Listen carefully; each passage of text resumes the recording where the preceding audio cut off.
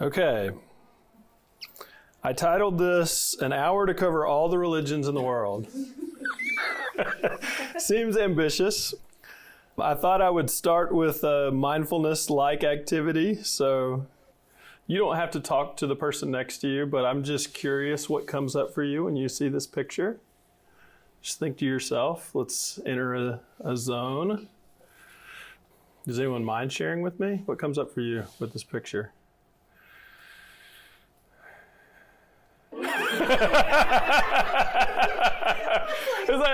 Is that person going to fall in the water? Is there a shark?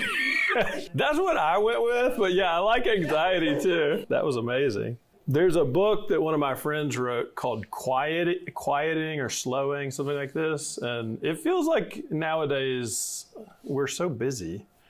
Our phones are dinging all the time. So for me, this brings up, sometimes we have a chance to slow down and attend to ourselves, attend to each other in a different kind of way.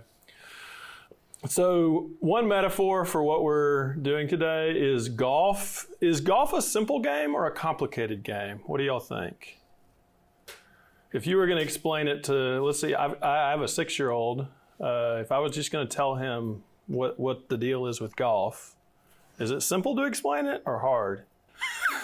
I mean, what do you do in golf? What's the point? Yeah, it's kind of simple, right? But also it's kind of hard, right? When it actually comes to doing it. So I think integrating religion, spirituality into counseling is kind of like golf.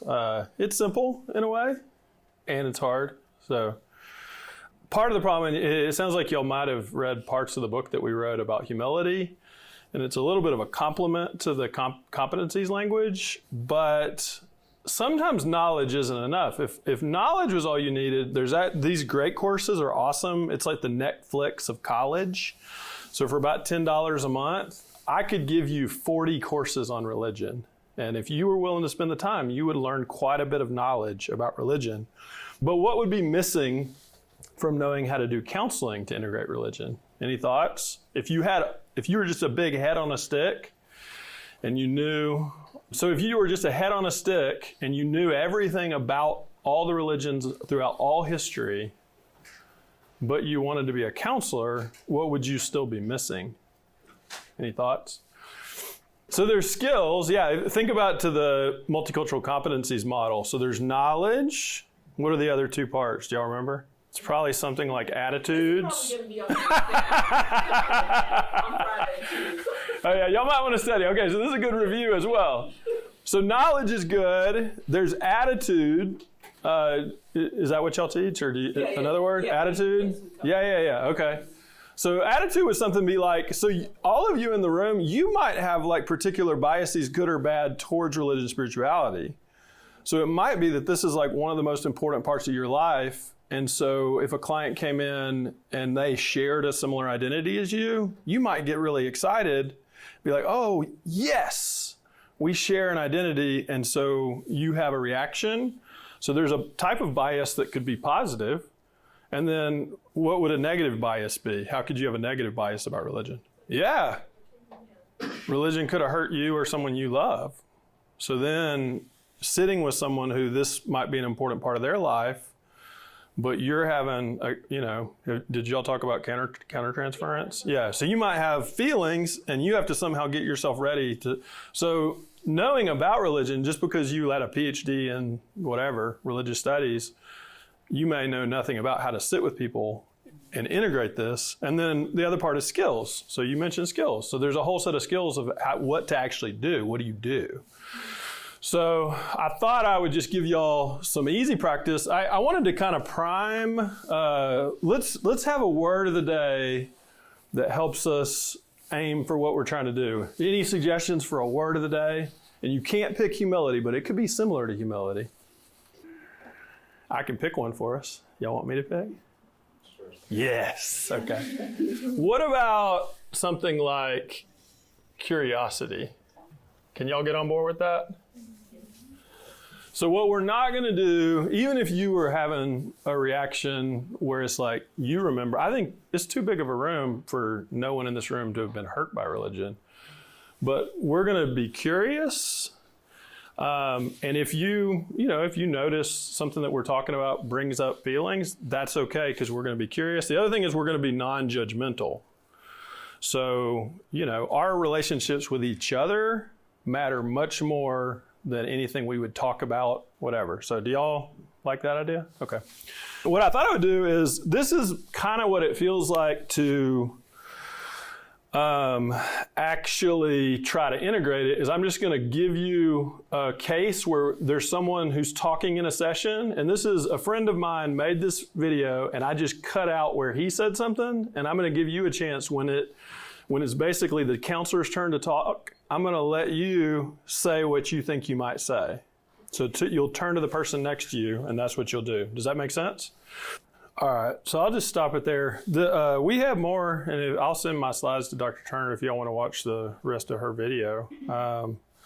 But maybe turn to the person next to you, and it sounds like y'all are on your practicum now. So if you were, let's say you had been through the whole first session and you're going back to your supervisor trying to figure out a treatment plan, and you're trying to explain what's going on. I mean, how would you be trying to orient to a case like this? So presenting problem is concerns in the family. I didn't give you a lot of symptoms, but what she wants to talk about is there's relationship challenges with her romantic partner, and the family is having a hard time because they're worried she's going to end up leaving her religion. And so how would y'all approach that? Maybe spend 2 or 3 minutes just checking in with each other.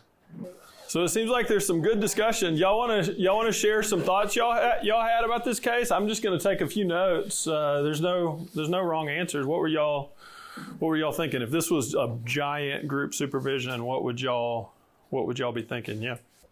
Y'all are good at this. How hard did you think it was going to be to talk about religion in cases? I mean, y'all are on practicum. How often is it coming up? Is it coming up in your cases? But y'all are good. I mean, this is how it worked. Dr. Turner, did you have any thoughts of your reactions to the case or anything you'd add? Something I'm aware of is, although, I'm a Protestant Christian, I don't totally know for example, what Baptist means to her. There's a lot of different kinds of Baptists. If you look at the Baptist tradition in the U.S., there's racial splits that happen. And so I don't actually, in a certain way, you talk about humility and being aware of what you don't know. I don't act like I know exactly what she means by Baptist. I don't know exactly I have some familiarity with Jehovah's Witness, but I'm not acting like I know that either.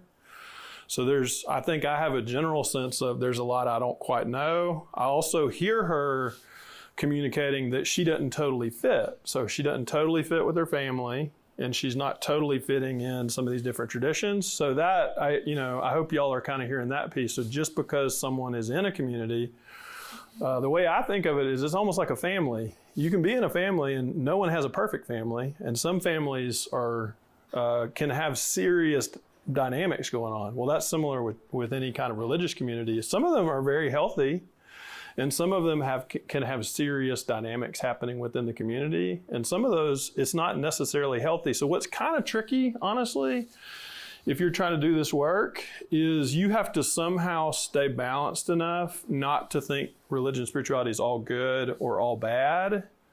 You have to somehow kind of sit in a way where you can support the client but not get out ahead of the client. So if you were to swoop in and just all of a sudden, well, you need to do this, you'd probably make a mistake because you'd get out ahead of your client. So it is kind of tricky. So I thought I would start with that example. I wanted to just get a little bit of language. So spirituality, I think of as ways of relating to the sacred. It's broader than religion. But the truth is, some people really distinguish between the two. I don't think it's quite as easy to distinguish, because most of the time when people are spiritual, there's some sort of relationships they're a part of. And so it's kind of hard to be spiritual but not religious entirely, because at some point you're learning from somewhere, you're relating somewhere. So oftentimes spiritual traditions will kind of blur with religious traditions. Think about, you may have learned about like mindfulness or other kinds of things. So Religion, though, when people talk about it, they're usually talking about the more communal aspects. So there's a sense of there's some sort of tradition and organized communal expression of spirituality. And then from my perspective, it's actually good to broaden the scope even more. So not everybody identifies as spiritual or religious. There are some people who identify as neither. But everyone ends up dealing with questions of what's going to happen when you die, what matters to you in your life. And so I think this part is a little bit more universal, but you have to contextualize the way you talk about it because the language around spirituality. So in some parts of our profession, people will say that everyone is spiritual. So there's kind of a core spirituality that everyone has. Everyone wants a sense of purpose and meaning.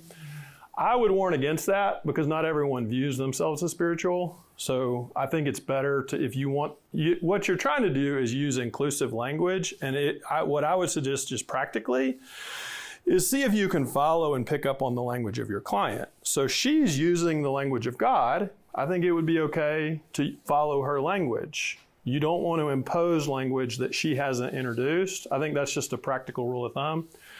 And then theological, that's more the systematic thinking. And a lot of times people think of theology as having to do with God, but there are theologians who are humanists. And so that's basically you don't believe in God, but you have systematic thinking about how you understand morality and all the questions of theology. And so what we're trying to give y'all is some common language that would be inclusive of all the possibilities. I'm not going to spend a lot of time here, but later on, y'all can look at the norms of my research team around interfaith dialogue. And what I would point you to is we have a commitment not to use coercion with each other. So if you're going to share your ideas, be willing to hear other people's ideas. Don't compare the best practices of your own group to the worst practices of another group. So there's kind of a type of dignity that you extend to other people. I think that's really important if you want to be able to talk to each other about this area. What I'll say quickly here is I think that in a multicultural course like this one, you're in a space that's either seeking, so you're willing to loosen some of your ideas about religion and spirituality and learn about others, and it may stir up some anxiety, or you're in a bridging space, which is you're pretty grounded in your views, but you're wanting to learn to build trust with people from other groups so that if there were ever a time where you need people to problem solve, you would be in a space where you can do that as a leader. I do think there are other spaces that are really important. So in a healing space as a Christian, the ways that the church has hurt me, I can talk to other people and I can heal. This probably isn't the best space for that because I can't assume everyone has the same beliefs as me. And I wouldn't assume that you have the same hurts as me. Solidarity space would be, I could find, it's actually really important to me as a professional to have other people where I try to get a better understanding of what I think right and wrong is. Social justice, that's really important. Be careful with solidarity because if you assume similarity when that's not appropriate, then honestly, I don't think that's the healthiest thing for a group. So I think we have to leave each other some space to have different views about right and wrong. Y'all might agree with some of that, you might not. I want to tell you an example of a missed opportunity. So I was at Clemson University as a counselor, and I had been seeing a client for 6 months, and she was having a hard time transitioning to college. And I had done a master's in counseling that was focused on spiritually sensitive counseling. The mentor that I worked with specialized in this area. And in whatever session it was probably like 40-something. She started to talk about her experiences within Catholicism, and she did a screech. She basically was like, oh, I'm not supposed to talk about that here, am I? And do y'all know how I felt? How do y'all think I felt? Yeah, I felt really bad because I was like, what did I do wrong that I sent the message that you couldn't talk about your faith with me? I thought of myself as the kind of person this is what I do. I just assumed that she would feel comfortable with me because I knew that about myself and I knew I was okay with her bringing that part in, but she didn't know it. And somehow I didn't communicate it. And honestly, it felt like, hey, y'all, I'll be there in a little bit. I felt like I messed up. I feel like I missed a cultural opportunity where we had done 6 months of therapy with a part of her life that was probably pretty important for her settling into college. And she felt like there was a rule that part of her life wasn't welcome in the space we were in. So what would I have had to do different so that doesn't happen again? So I mainly share that story not to guilt trip you.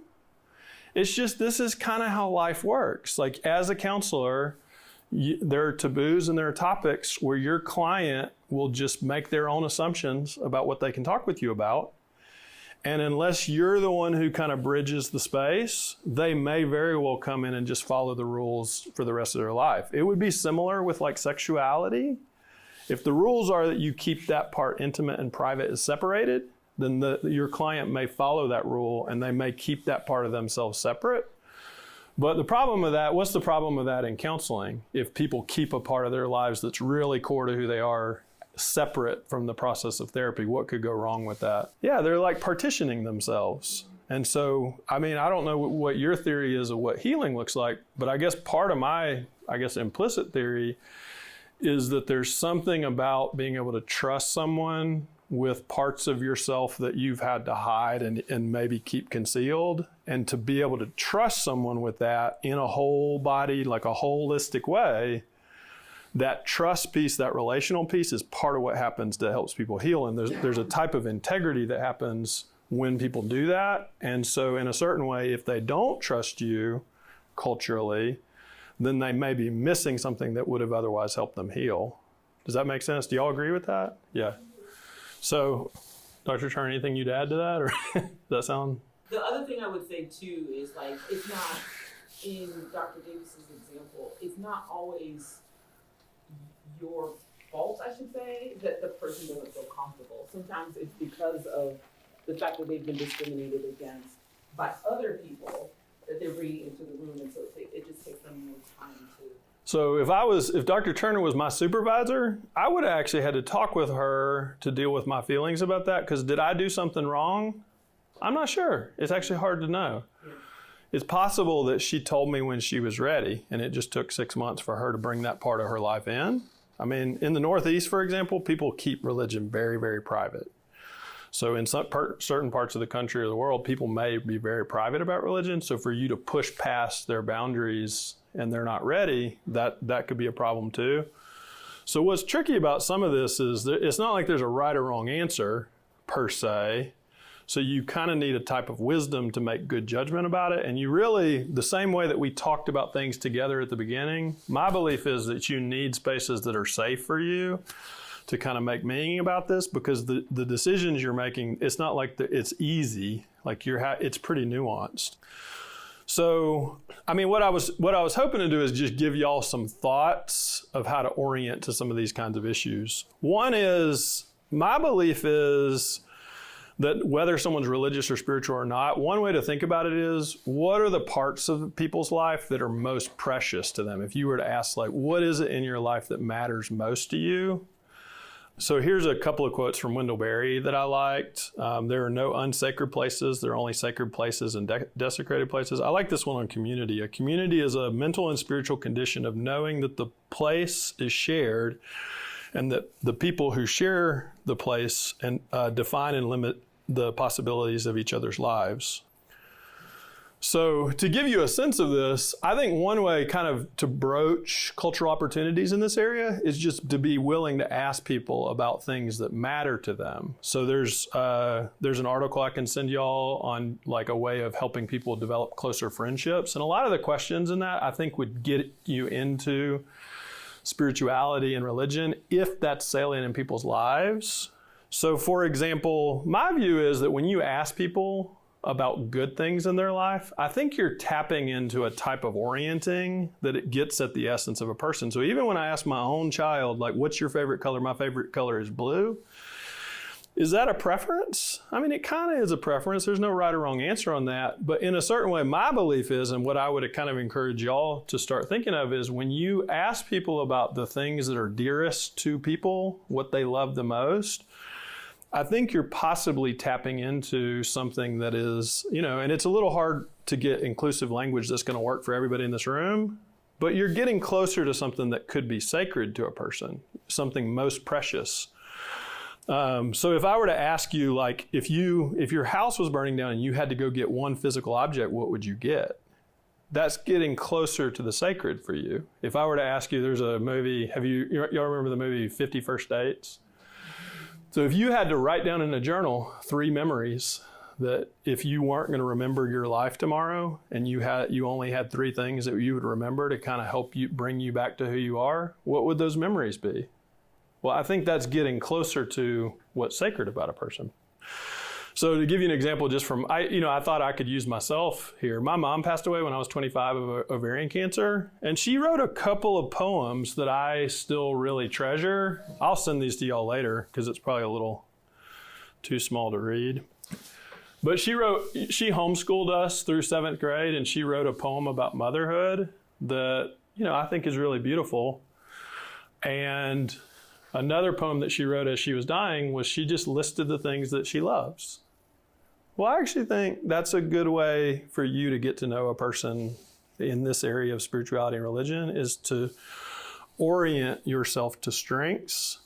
You don't have to say, hey, is religion important in your life? In a certain way, that can almost freeze people up if you get too direct about it. But I think sometimes when you ask open-ended meaning questions, you start to get closer to what a person deeply loves, and you may start to tap into a different kind of spiritual language because secularized kind of language may not cover it for them, and they may bring in that language. Yeah, that's her when she was little. That's Donna. Thank you. On the other side of things, y'all think this to yourself. We don't have to talk about it today, but do you believe in a spiritual realm? Do you believe there are evil spiritual powers? How protected do you think your physical self is, or your soul or whatever, is from negative spiritual powers?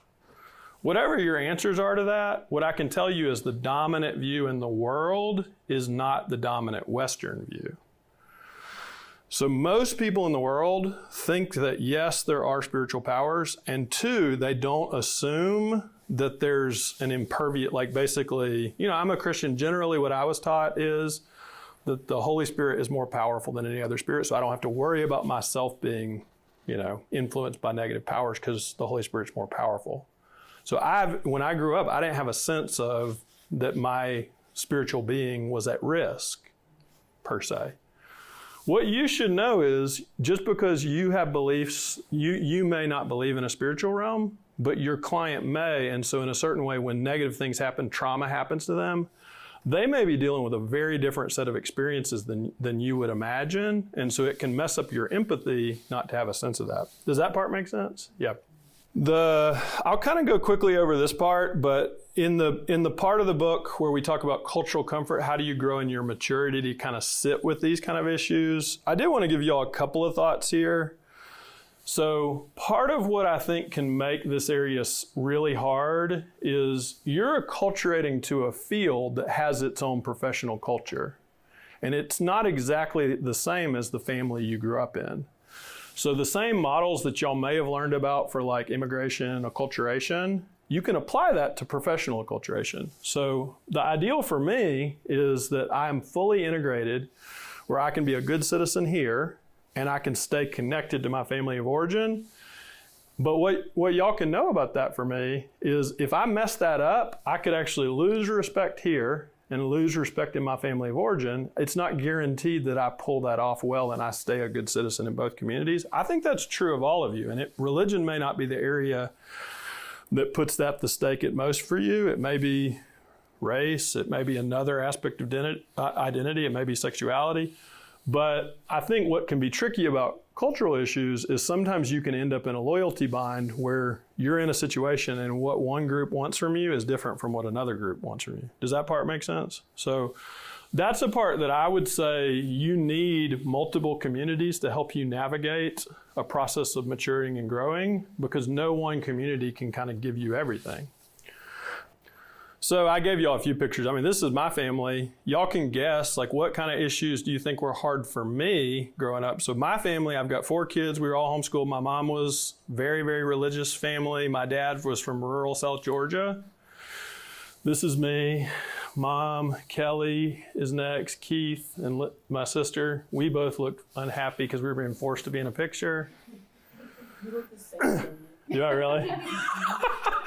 This is me at Yale. Mom dropped me off. She was not happy with the co-ed bathroom situation. Oh. She was nervous that Yale was going to change me for the worse. I felt pretty good about myself. This is me, blended family. These are my kids. Carlene is my wife, and this is our child together, Emerson. Catherine, she's 17 now. Adam is 12 now. This is our gnome we had a card that year, and I put that on there. So has no major significance at this point. This is us happy. I love this picture. So any thoughts? Like, what do y'all think if y'all were my supervisor? Where do you think I would have needed to grow in terms of being flexible to deal with professional acculturation while staying connected to my family of origin?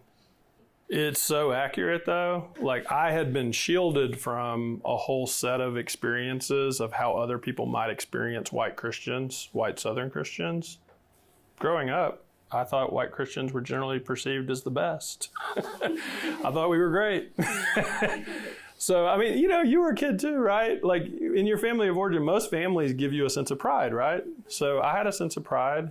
Yeah, that's really good. And I had to kind of learn to sit without being offended, the mistrust that some people might have towards me just by, whatever other people's stereotypes would be. Because most of the time I was with people who I benefited from a type of easy trust because I had close community. And that's not a bad thing, but me going through the process of going to Yale and going to school in a more multicultural environment, I had to learn to deal with not just what it's like to have easy trust, but also what it's like when trust is harder and how to sit with that process and still value the relationship to work through whatever is required to kind of build trust. So that's, very, very insightful. Yeah. Any other thoughts there? Yeah. So thank y'all.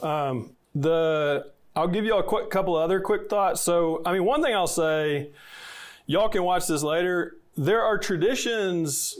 I was brought up in more charismatic traditions so I have some countertransference towards certain types of Christian traditions. And so I've heard a few talks, like one of them was on snake handling in Appalachia, which blew my mind. I'm not going to spend a lot of time here, but in a certain way, there are some aspects of religion that you may realize you have serious countertransference for, and you may have to figure out how to kind of work through that. I think the gist is there's a particular tradition that's from like the Methodist tradition where people will pick up rattlesnakes as part of the service. Yeah. And it's illegal in everywhere but West Virginia. Mm-hmm. But this particular scholar did like ethnographic work there. Yeah. And my biases towards this group weren't accurate. It turns out when people do this, they don't necessarily think they're going to live. So what they basically are doing is preparing to die, and then they pick up snakes. And to be honest with you, I'm not totally okay with that. Even as a Christian, like, it's probably an area of religious tolerance where I'm like, really? Like, the laws are in place because, basically at some point a child will die. And there's part of me that's like, well, that's tough. So the reason I gave this example is you will encounter people who will test your limits. He has more cultural span than me because he basically earned trust to let a group study them for over 30 years because he showed a high level of respect to this community. I couldn't do that. Honestly, like when I heard this talk in grad school, that wasn't where I was. I'm not sure that I could do the research that he did, but I did admire that he had that kind of tolerance towards a group that was different than him. Does that make sense? Yeah. So y'all are welcome to, I can give y'all a couple of videos, but that was an example for me that was a stretch. So how much do you think religion will come up in your clinical work? I'll give you a set of slides from Pew that show you the Atlanta area. Atlanta is very religious. And just thinking about Christianity is probably not enough because it intersects with other identities. And so basically, if you click this little breakout box, you'll end up with a bunch of groups that are less than 2%. So our city is actually extremely religiously diverse. And so the only thing I would have you think about is when your clients don't bring it up, it may not just be because they don't want to. Most clients want this part of their identity integrated into their counseling. It may be that they're generally following the norm that you leave religion and politics out of conversation. And so you may be missing a part of their identity. What do you think is going to happen in religion in the next 100 years? Does anybody know? Have you read data on the U.S. or other parts of the world? Yeah. So there's quite a bit of data on religious duns. One of my really good friends wrote a book on religious duns. This guy is the head of the research center that does a lot of work on this. If y'all are interested in follow-up, I can send you their most recent report. So the declines in that are leveling out in their most recent report, but they still expect religion in the U.S. to drop because young people are much less religious than older people. That's the trends in the U.S. This is Daryl. He wrote a book. This is a book I'm about to read on kind of Christianity declining in the U.S. So that is a general trend. I can send you a website that plots churches all over the world or religious buildings. The red is Christian, so Christian buildings. In parts of the country, there are more religious buildings than schools. So it plots schools as well. So that's the U.S. So if you want to kind of think about Christian privilege, I think buildings is one way to think about, kind of how prevalent buildings are. So that's kind of Georgia/Florida, Southeast. But it's interesting, other parts of the world are very, very different, right? So, y'all might find this kind of interesting to see, but like India is very diverse religiously. So what you know in the U.S. is not true all over the world. And what's actually true in the world is Christianity and Islam are growing faster than it's receding in the West. So people don't expect religion to go away. They expect, some demographers, so I kind of argued with Conrad, the guy who does that research, and I was like, how do you know what's even going to happen in the U.S.? Because, most of their data is like 30 to 40 year projections, but things like Rome falling ended up affecting the spread of Christianity. So the truth is something could happen and things could change dramatically, and the world is changing really quickly. So the reality is no one knows what's going to happen with religion. But generally speaking, if religions like Christianity and Islam do not work towards peace with each other, there will be a lot of conflict. So there's serious problems with a lack of religious tolerance in the world. So that's actually a very serious issue in the world, even if it kind of feels like in the U.S. we're kind of moving towards secularization. So here's a quick question. If y'all had to pick that you want a gold medal, a silver medal, or a bronze medal in your training in this area, which one would y'all pick? Who wants the bronze? And you can have a participation badge. Who wants a participation badge? Okay. Are we rating you? Your presentation just now? No, I'm actually just going to tell you state of the field. Yeah, no, this gets you, I actually think this presentation might get you to a bronze, so you're getting more than most places give. So, but who wants a bronze? Silver? Okay. Gold? Anyone want gold? All right, okay. So I'll give you my sense. So, in terms of what would be bronze level, I think it would be a good idea for you to take a course on religious literacy and just learn about the different faiths. 5 world religions and non-religion would be a good place to start and develop some basic knowledge. In terms of what the gold standard, Elise Choi, who recently joined faculty here, was at a site that I would say is the gold standard for training in this area. They have an APA internship. They deal with intersections that are very complicated, such as religion and sexual orientation, religion and gender minorities. So they deal with several areas that are really difficult and can potentially have religious trauma associated with them. And it's highly contextualized. They generally train in a way where you would be in a peer consultation group, that you would talk about cases that are complex, and that would be part of your long-term training. And they just keep doing that over time to try to get better and better. It's like psychodynamic training, so there's a long-term perspective. And the view is that if you mature as a clinician, increasingly you're going to be more relationally flexible to deal with the complexities in this area. So I would say that's the gold standard. And the bronze level would be, I think you can do some kind of basic knowledge stuff. So I've got about 10 minutes left. I wanted to just give y'all a challenge. So I made y'all a challenge. So in my lab, we've worked to gamify practice of MCO. This is a little bit cheesy, but y'all just bear with me. I didn't tell Dr. Turner about this. So this is, everyone's on this, everyone, yeah. So the idea here, I don't think I told you. So I was a college football player. So I tried to think about what training is like. So did y'all know that most counselors, once they get out of their program, they tend to plateau and then they even maybe get worse? That's the data. So that's kind of sad, right? It's actually true of physicians too. So there's a little bit of sad news in our field. It's not guaranteed that when you leave that you're going to keep getting better just because you get more experience.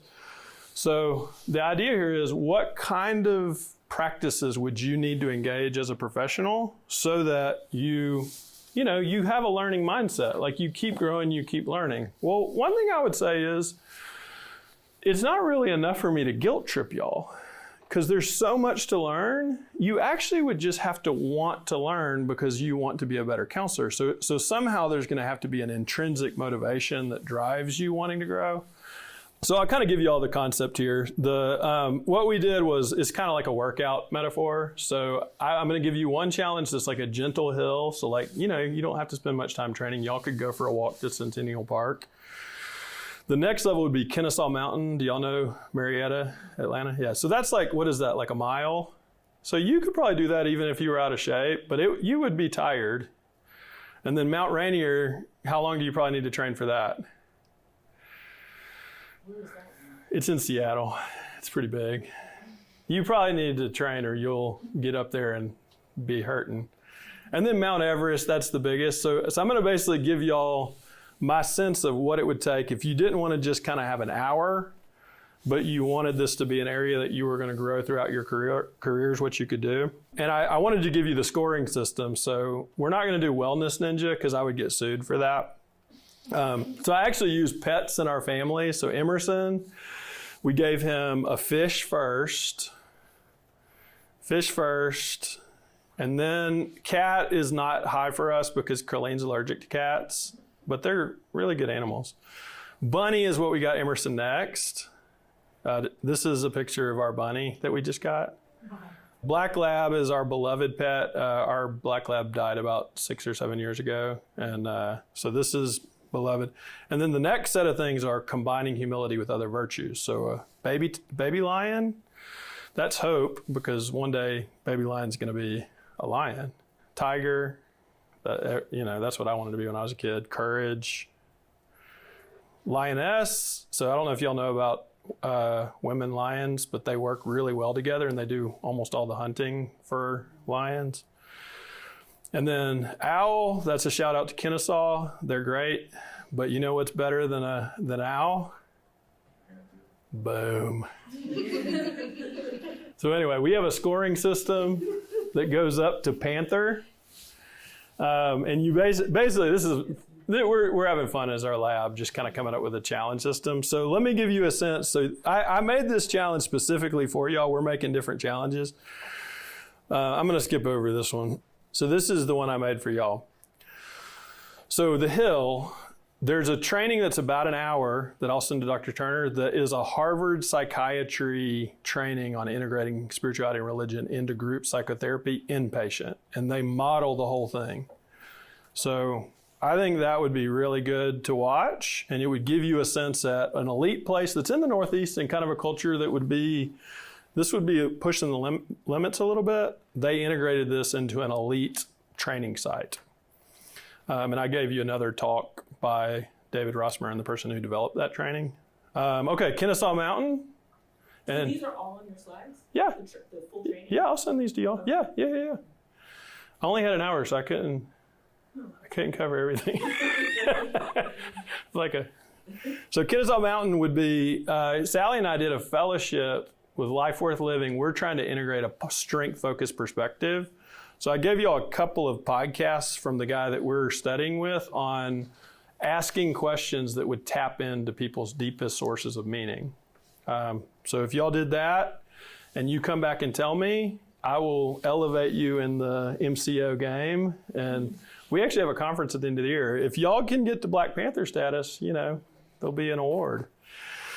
Marsha Linehan, do y'all know this name? So she developed DBT. Read that book. So she has the same kind of theme. There's a heavy integration of her spiritual journey in the process of developing one of the major third wave treatments. So that would kind of be Kennesaw Mountain. Okay, this is Rainier. This would take you more work. This would kind of be like a directed reading, but you could do it. There's a course that's free that Kim Pargament developed that walks you through kind of spiritual competencies, and it's about 8 modules. Steve Sandage, the place I said is gold standard, they have 3 different kind of full day conferences where they talk about spiritual issues, wellness, kind of burnout prevention, some of their different approaches. Steve Sandage has a book on spiritual diversity where they have authors from a variety of different traditions. And his book on relational spirituality is currently what I would say is the best book I've ever read on this topic. And if y'all, I have all this stuff because I have an APA membership. So if you want to read just like a chapter or 2, email me and I'll send it to you. So there's a type of reading that you can do that would be good. There's a book on spiritual trauma by Crystal Park, who's kind of the expert in that area of kind of meaning making. And then I mentioned kind of the great courses. So I would recommend the Most Sacred Sites one, cultural literacy, and then there's also one on death and dying from a variety of different traditions. So, I mean, really the knowledge is out there for the taking if you want it. What do y'all think is in the Mount Everest? So all of what we've talked about so far doesn't get you to the skills piece. So what would you need to do to integrate the skills as a clinician? I only have 3 minutes. Okay, here's what I'll say. So we have more of those kind of practice videos, and it includes a part of a clip, a clinician responding, and then the clinician explaining their response. And these are highly renowned clinicians in this area. So from my perspective, I've been in a few peer consultation groups where what we do is we come to each other and we say, hey, I'm stuck. We share perspectives like we did as a group. We explore resources like, the courses, different written things. We talk about ethical risk. A next step is we talk to people that know that tradition. We try to identify a religious leader from that tradition. We try to identify someone who's a psychologist or a counselor that knows that tradition, who's within that tradition. And so we're taking different perspectives. Then we come back as a group and we talk about what we learned, because we almost certainly didn't have the exact perspective we did before when we talked to other people. And then we integrate it back into our case conceptualization, and the person brings it back to their supervision if they're still in training. So there's basically a process that we did. And what I will say is, having done this with a group of students here at Georgia State, it was by far my favorite teaching experience ever, because I felt like I developed a friendship with other people, and we were able to kind of have a humility to say, hey, I don't know what I'm doing. And the other thing that was kind of cool is, I don't know if y'all have experienced cultural conversations not going well, but what was kind of cool is the fact that we were coming to each other from a standpoint of humility. The group really took care of each other. And so it was probably one of the more trustworthy groups that I've been a part of that was trying to discuss difficult cultural topics. And so what I would say is the Everest for you is, it's not just getting a big head about religion and spirituality. It's finding close enough relationships where you can talk about these issues with other people in an honest way. Because if you segment that part of your experience as a trainee, then it will short circuit your growth. So thank y'all. And I'm happy to field a few questions.